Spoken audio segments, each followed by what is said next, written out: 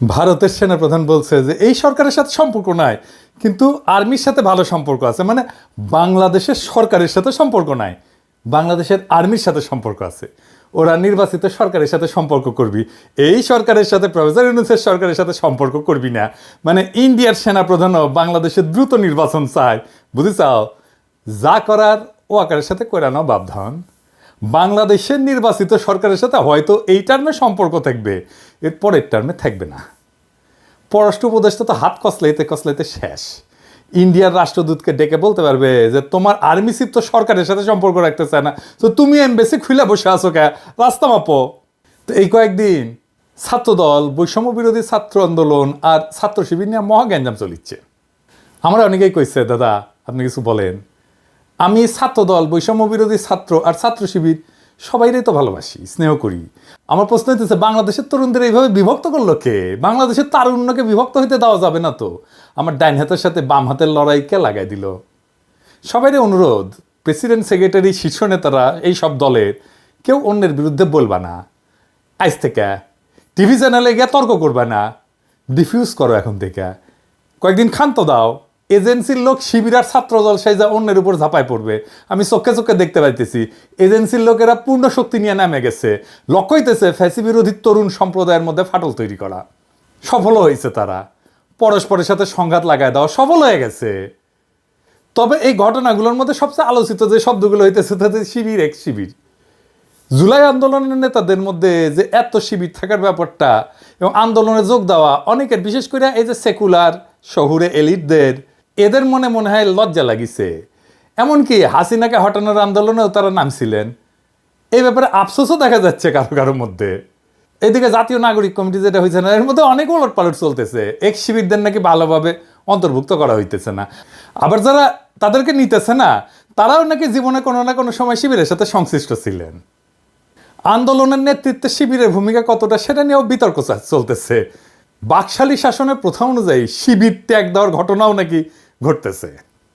কয়দিন আগে মিজানুর রহমান আজারি একটা কথা বলছিলেন যে রাজাকার শব্দটা এখন সম্মানসূচক হয়ে গেছে। শুনেন। আমার নবীকে গালি দিত গণক, জাদুকর, এরপর গালি দিত পাগল, নির্বংশ বলে, আর আমাদেরকে গালি দেয় মৌলবাদী বলে, আমাদেরকে গালি দেয় রাজাকার বলে। রাজাকার শব্দটা তো এখন একটা অ্যাওয়ার্ড হয়ে গেছে, অ্যাওয়ার্ড। শেখ হাসিনার শাসনে আমরা তো জানি শিবির পরিচয় দেওয়ার উপায় ছিল না। শিবির ত্যাগ দেয়া, হত্যা, গুমের, মারধরের ঘটনা তো অগণিত। আবরারকে তো এইভাবেই মারা হয়েছে, তাই না? ফলে গোপন তো করতেই হইতো, উপায় তো ছিল না। হাসিনাকে হটানোর পরে বহু বছরের বাচ্চা ভেঙে গেছে।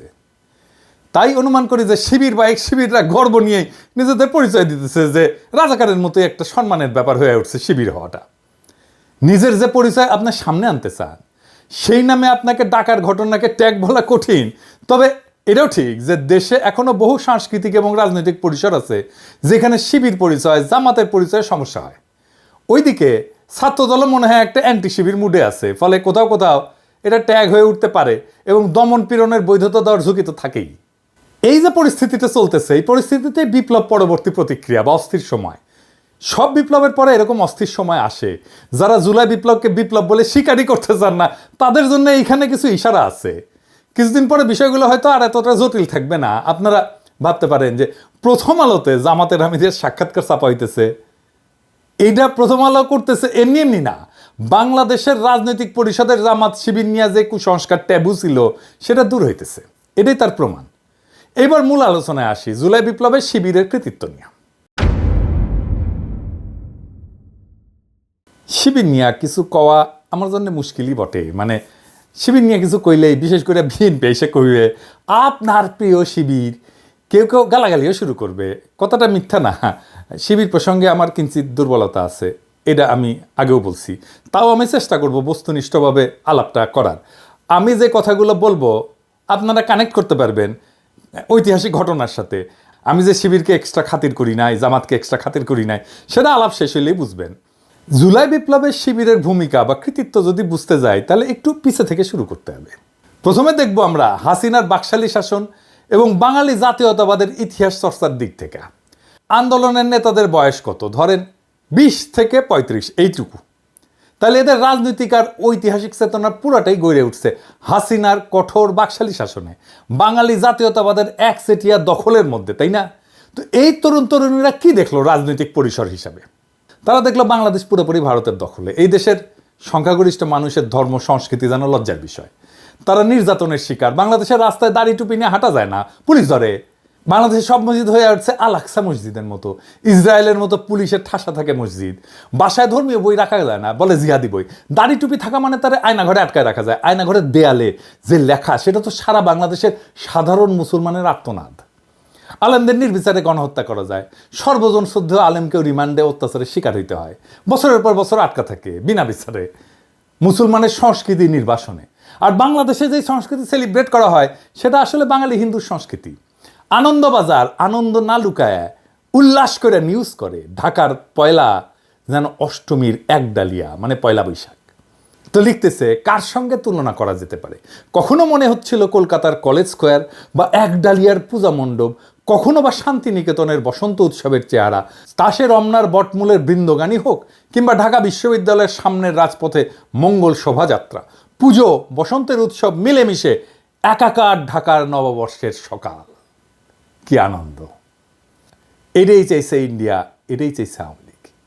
এই কলকাতার সাংস্কৃতিক বিজয়কেই আওয়ামী লীগ বাকশাল বাঙালি জাতীয়তাবাদ দেশের স্বাধীনতা হিসেবে উপস্থাপন করছে। আওয়ামী লীগের যে বাঙালি জাতীয়বাদের ইতিহাসের যে বয়ান, তারা বলে যে 47-এ একটা ভয়ানক ঘটনা ঘটছে, দেশ ভাগ, ভারত ভাগ হয়েছে, ভারত ভাগ হয়ে ভারত আর পাকিস্তানও তাদের জন্য মহাবিপর্যয়। কিন্তু অবাক ব্যাপার দেখেন, ব্রিটিশ ভারত যেটা আসলে মূলত মোগল হিন্দুস্তান ছিল, সেটাই মানতে চায় না তারা। তারা এটাকে মিথিক্যাল ভারত হিসেবে দেখে। সেই ভারতই হইল আজকের ভারত, সেই মহাভারত যেটা ভাগ হয়ে নাকি পাকিস্তান সৃষ্টি হয়েছে। তাহলে ইতিহাসের সবচেয়ে বড় ভিলনকে এই ইতিহাসে জিন্না, তাই না? তাহলে আমার স্বাধীনতা তো অভিশপ্ত, কারণ যেই মহাভারত ভেঙ্গা পাকিস্তান তৈরি হইল, যেই পাকিস্তান আমাদের পূর্বপুরুষের লড়াইয়ের ফসল, সেটাই যদি ভুল হয় তাহলে সঠিক কোনটা? সঠিক হচ্ছে ইতিহাসের সেই ভুল শোধরানো, সেই মহাভারতের মিথিক্যাল ভারতে ফিরে যাওয়া।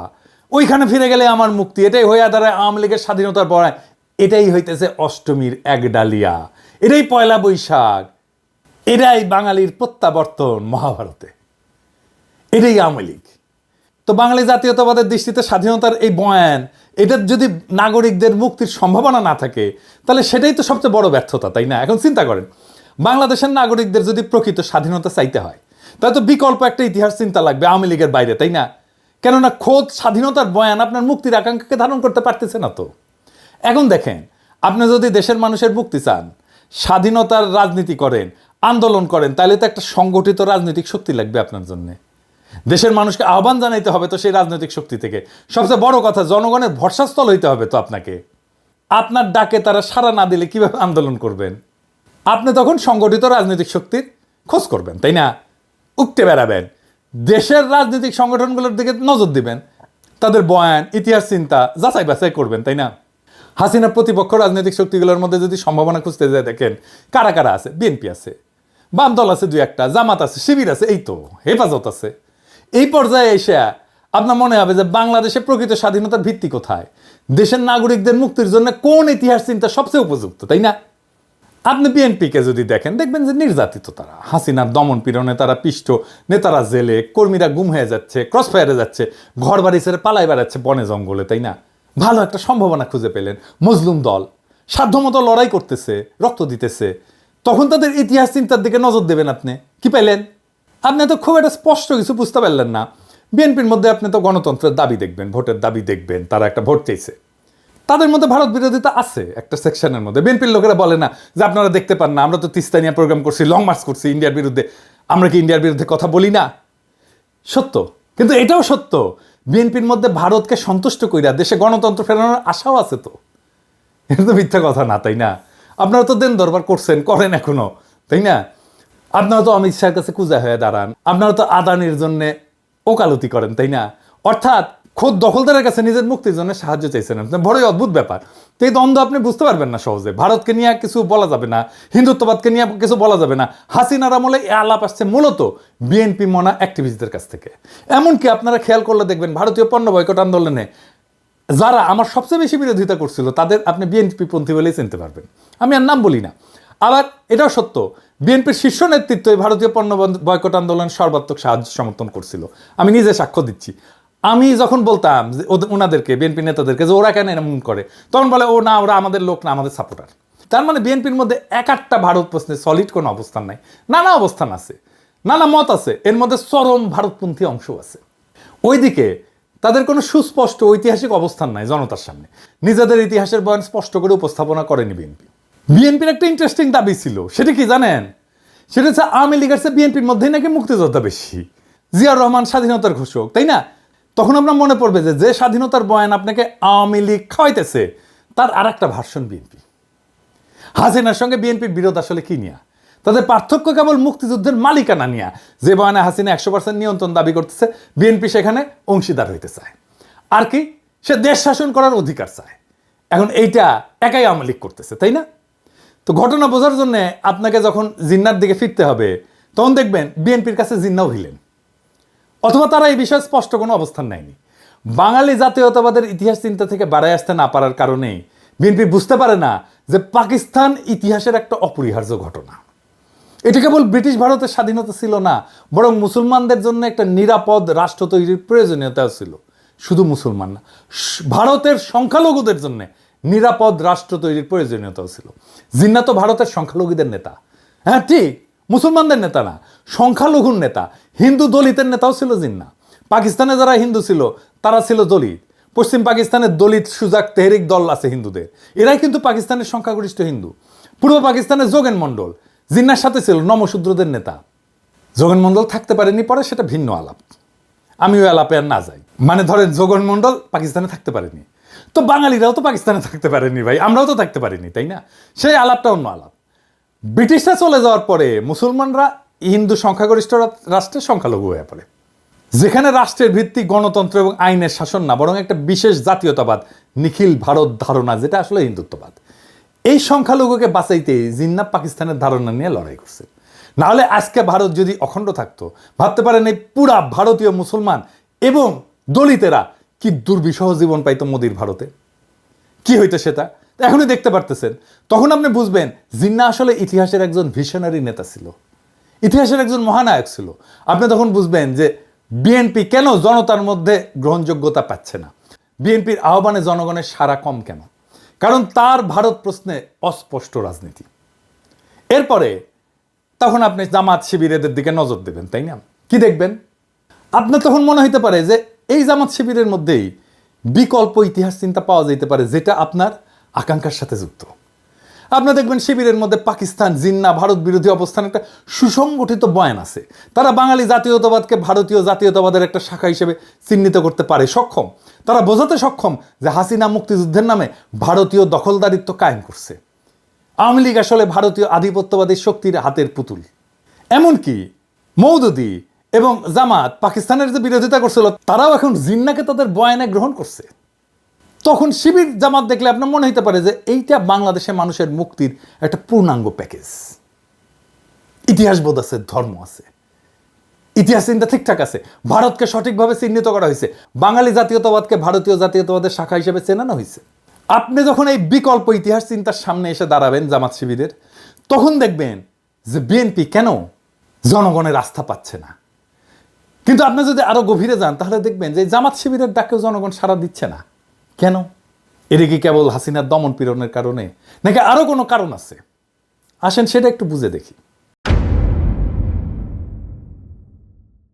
জামাত শিবির প্রসঙ্গে একটাই অস্বস্তি বাংলাদেশের মানুষের মনে, সেটা হইতেছে জামাত শিবির কেন 1971 নিয়ে স্পষ্ট কোনো আলাপ করে না। তাদের বক্তব্য 1971 পুরাপুরি ভারতীয় ষড়যন্ত্র, কিছু গাদ্দার বাঙালির সহযোগিতায় ভারত দেশটাকে ছিনে নিছে। আপনার মধ্যে অস্বস্তি তৈরি হবে, কারণ আপনি তো মানুষের বেদনা, চোখের পানি, রক্ত চেনেন, আপনি তো ইতিহাস দেখছেন। মুক্তিযুদ্ধ তো খুব দূরের ঘটনা না, এগুলো তো অস্বীকার করতে পারবেন না। আপনার তখন মনে হবে একদম নিরপেক্ষভাবে দেখলে 1971-এর ঘটনা কেবল ষড়যন্ত্র ও দুর্ঘটনা না, এটি ইতিহাসের একটা গভীর বাস্তবতা, যেখানে লাখো মানুষের রক্ত ঝরছে। মুক্তিযুদ্ধের বয়ানে যতই দুর্বলতা থাকুক, ভারতের যতই উস্কানি থাকুক, যতই ষড়যন্ত্র থাকুক, স্বাধীন বাংলাদেশ তো আমরা চাইছিলাম, লড়াই করছে আমাদের মানুষ, রক্ত দিচ্ছে। জামাত আর শিবির যেই বয়ানি আনুক না কেন, তারা যেই প্রশ্নের উত্তর দিতে পারবে না, এখনো পারেনি, সেটা হচ্ছে 25শে মার্চ তো একটা জেনোসাইড হয়েছিল, গণহত্যা হয়েছিল, তাই না? আপনারা তার প্রতিবাদ তো করেন নাই। রাজনীতিতে জেনোসাইড একটা decisive moment, very decisive moment. আপনাকে এই সময় ভিকটিমের পক্ষ নিতে হবে। ওই মোমেন্টে পক্ষ নিতে না পারাটা রাজনৈতিক ব্যর্থতা। এই যে এক্স শিবির ধারণা, এইটা হইতেছে শিবিরের সেই অংশ যারা শিবিরের হিস্ট্রিগ্রাফি, ইতিহাসবোধ, হিস্ট্রিসিজমকে ওন করে, আবার 1971 25শে মার্চের রাইট ডিসিশন নিতে না পারাটাকেও ডিজওন করে। আপনি যখন এমন একটা নতুন ইতিহাস চিন্তায়, নতুন হিস্ট্রিগ্রাফিতে পদার্পণ করেন যা একদিকে ভারতীয় আধিপত্যবাদকে প্রত্যাখ্যান করবে, অন্যদিকে 1971-এর বাস্তবতাকেও অস্বীকার করবে না, তাইলে আগামীর বাংলাদেশে সেই রাজনীতি কিভাবে তৈরি হবে? বাংলাদেশের স্বাধীনতাকে পোস্ট কলোনিয়াল রাষ্ট্র হিসেবে দেখতে হবে, যেখানে ভারত বা পাকিস্তানের কোনো প্রভাব নাই, বরং এটা একটা স্বতন্ত্র জাতি রাষ্ট্র যেখানে জনগণের স্বার্থই মুখ্য। জনগণই এই রিপাবলিকের মালিক, তারাই তার ইতিহাসবোধের কর্তা। আপনি তখন দেখবেন বাংলাদেশ ভারতের মতো একটা আগ্রাসনবাদী, সাম্রাজ্যবাদী, আধিপত্যবাদী রাষ্ট্র না, আবার পাকিস্তানের মতো একটা ধর্মভিত্তিক রাষ্ট্রও না। এটা সত্যিকার অর্থে একটা আধুনিক পোস্ট কলোনিয়াল রাষ্ট্র যেখানে নাগরিকদের সমান অধিকার নিশ্চিত করা দরকার। আপনার এই নতুন ইতিহাস ভাবনা আপনাকে ওই সাবেক এক্সিবিট বানায় দেবে, আর এইখান থেকেই শুরু হবে নতুন রাজনৈতিক আন্দোলন যা ভারত বা পাকিস্তানের ছায়ারায় বাংলাদেশের জনগণের প্রকৃত মুক্তি নিশ্চিত করবে। আমরা সেই রাস্তায় হাঁটতে শুরু করছি। বাংলাদেশের আগামীর রাজনীতির দিশাও আসবে ওইখান থেকে। আর আমি মনে করি যে এই সাবেক শিবির যারা জামাতের রাজনীতিতে যায় নাই, আবার শিবিরের ইতিহাসবোধ পাইছে, তারাই আগামী বাংলাদেশের ইন্টেলিজেন্সিয়া। বাংলাদেশের রাজনীতি এখন এক সন্ধিক্ষণে দাঁড়ায়। নতুন রাজনীতির জন্ম নিচ্ছে। আমরা যা যা দেখছি তা নতুন রাজনীতির প্রসব বেদনা। পুরনো বয়ানের আবর্ত থেকে বেড়ায় নতুন দৃষ্টিভঙ্গি গড়ে তোলার সময় আসছে। আমরা যদি সত্যি একটা স্বাধীন, সার্বভৌম এবং জনগণের কল্যাণে নিবেদিত রাষ্ট্র করতে চাই, তাহলে অতীতের ভুলগুলো থেকে শিক্ষা নিতে হবে এবং ভবিষ্যতের জন্য একটা সুসংহত দৃষ্টিভঙ্গি গড়ে তুলতে হবে। এটাই বাংলাদেশের আগামীর ইতিহাস চেতনা। এখন সময় বাংলাদেশের তরুণ সমাজকে ঐক্যবদ্ধ করার, বিভক্তির রাজনীতি থেকে বেড়ায় এসে একটা নতুন জাতীয় চেতনার ভিত্তি গড়ে তোলা। আমাদের লক্ষ্য হওয়া উচিত একটা এমন বাংলাদেশ যেখানে ব্যক্তি স্বাধীনতা, গণতন্ত্র, ন্যায় বিচার, সার্বভৌমত্ব এবং মানব সত্তার মর্যাদা অক্ষুণ্ণ থাকবে। যে তরুণেরা অতীতে ভিন্ন মতাদর্শের কারণে বিভক্ত ছিল, তাদের সামনে এখন ঐক্যবদ্ধ হয়ে দেশের জন্য কাজ করার সুযোগ আসছে। আমাদের ভুলে গেলে চলবে না। একটা জাতি তখনই উন্নতি করে যখন সে নিজের ইতিহাসকে গ্রহণ করে, তার থেকে শিক্ষা নেয় এবং ভবিষ্যতের জন্য নতুন দিগন্ত উন্মোচন করে। বাংলাদেশের ভবিষ্যৎ আজ আমাদের হাতে। ইতিহাসের জটিলতাগুলোকে বুঝে, ভুল শুধরে এবং বিভক্তির রাজনীতি পরিহার করে আমরা কি পারবো একটা সত্যিকারের স্বাধীন, আধুনিক, আত্মনির্ভরশীল রাষ্ট্র গড়ে তুলতে? উত্তরটা আমাদের সকলের হাতে।